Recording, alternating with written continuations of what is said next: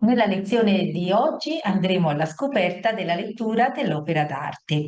Si tratta di un'operazione, potrei dire, molto complessa, perché anche se spesso sentiamo dire che le opere d'arte parlano un linguaggio universale, un linguaggio che può essere compreso da tutti, indipendentemente dalle competenze, dalle capacità e dalle facoltà di chi lo osserva, vi posso dire che questo concetto è vero solo parzialmente, perché se ci si riferisce solo al primo livello di lettura, a un livello, diciamo, più emozionale.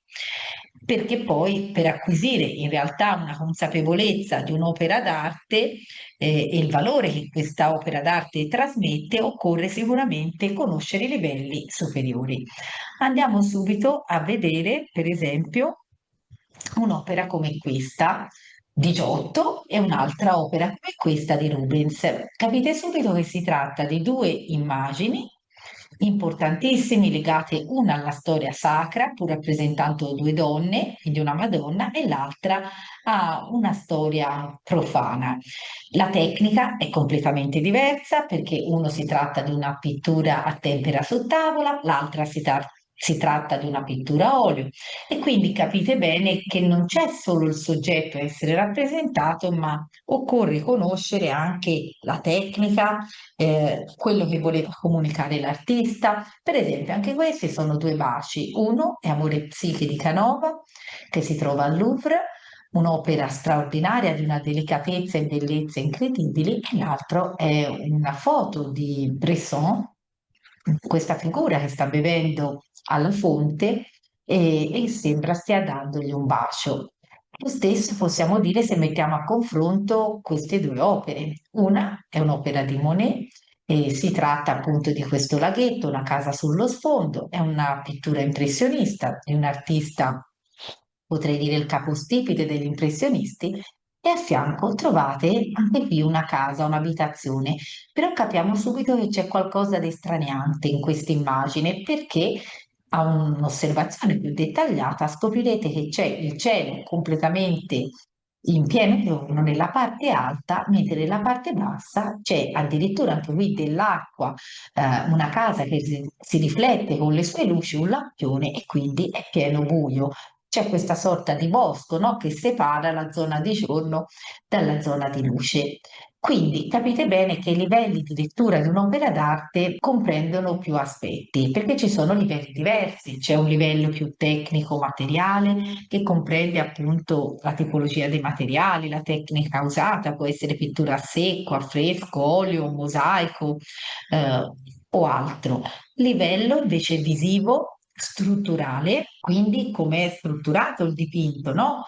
In base anche alla costruzione dello spazio, alle regole della composizione, le proporzioni, il volume. Sicuramente tutte queste cose veicolano, messe insieme, un messaggio, il messaggio che l'emittente, l'autore vuole far arrivare attraverso un livello che è linguistico ed espressivo. Questo messaggio arriva a tutti? Non sempre, perché ci sono più livelli e tutti riescono a percepire tutti i livelli di un'opera d'arte. Il contenuto del messaggio è proprio il livello iconico, rappresentativo, e poi vedremo le varie interpretazioni sono il contenuto iconologico. Quindi, qual è la differenza, per esempio, tra il lavoro che fa uno storico dell'arte e un critico d'arte? Per quanto riguarda la storia dell'arte, è una disciplina che cerca di ricostruire, potrei dire, i processi evolutivi, praticamente l'evoluzione delle opere d'arte, degli artisti, i movimenti, nel loro contesto che deve essere sia storico, culturale e quindi ha un approccio oggettivo e documentato. Quindi con un metodo anche comparativo tra i vari stili, vari autori, varie opere, e potrei dire che si indaga sul come e perché un evento, un'opera a livello storico è avvenuta. Per quanto riguarda invece la critica d'arte, potrei dire che guarda più al valore concettuale e emotivo. Quindi il critico d'arte interpreta e valuta le opere da un punto di vista estetico, simbolico e soprattutto emotivo, cercando però di capire il valore che può avere quell'opera per noi ancora oggi. Quindi lo sguardo, in questo caso, è uno sguardo soggettivo e interpretativo. E quindi il critico si domanda piuttosto cosa significa quell'opera d'arte e che valore può avere quell'opera ancora oggi per noi che la vediamo. Queste sono le differenze principali. Vi mostro, per esempio, un primo livello, saper riconoscere un soggetto. Sicuramente tutti riconoscono che questo si tratta di un vaso di fiori, anche se non conoscono l'autore, è Van Gogh, però è facile riconoscere un dipinto tipo questo. Se andiamo avanti, vi faccio vedere il secondo livello. È un livello legato allo stile dell'artista e alla sua tecnica. Sicuramente è un'opera più difficile da individuare e soprattutto lo stile. Che stile è? Molti sanno riconoscere che questa è la fase precubista di Picasso, conoscono la tecnica che ha utilizzato, magari questo secondo livello, proprio perché si basa sulla tecnica, sui materiali e su uno stile che un determinato artista usa, è sicuramente un livello già più difficile da interpretare. Arriviamo addirittura al terzo livello, dove abbiamo un linguaggio figurativo che questa volta non ha più attinenza con la realtà.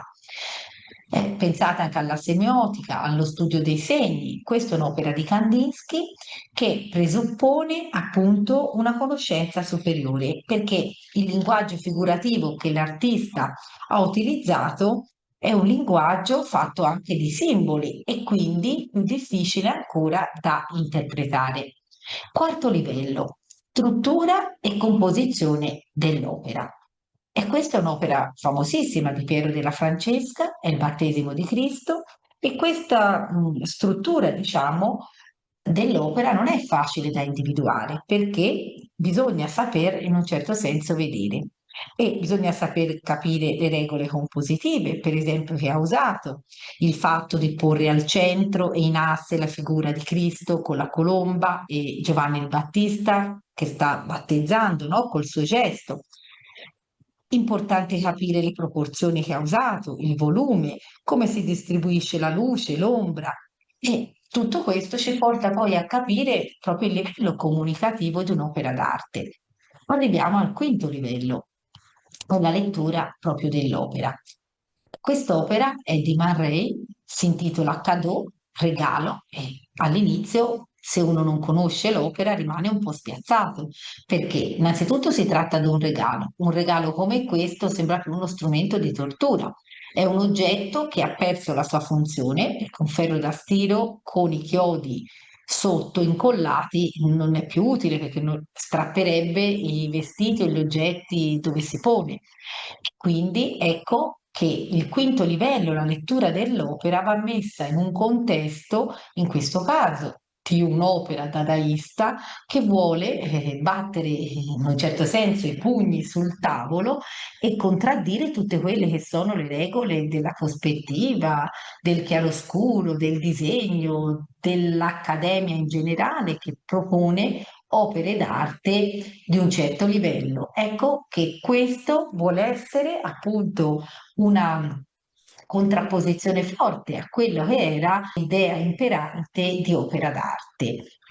Non a caso i dadaisti usano un linguaggio, si parla del il senso del non senso, non a caso anche da può essere un termine, un'espressione che fanno i bambini. Guardate per esempio il sesto livello, ha un contenuto questa volta narrativo, quindi è ancora più difficile perché c'è tutto un complesso sistema di narrazione all'interno di una scena come questa, che si tratta degli affreschi della Cappella Sistina di Michelangelo, in cui è fondamentale conoscere quello che Michelangelo ha voluto dire all'interno di un contesto narrativo.